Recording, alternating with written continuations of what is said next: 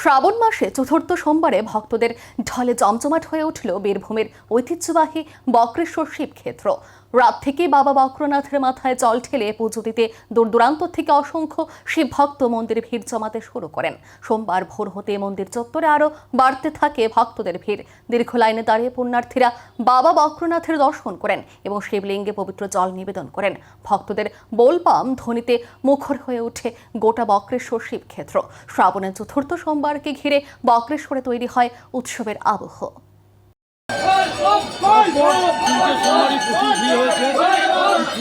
প্রচুর আগমন, শুধু আগমনও নয় এবং এখানে প্রচুর ভান্ডারের ব্যবস্থা চলছে।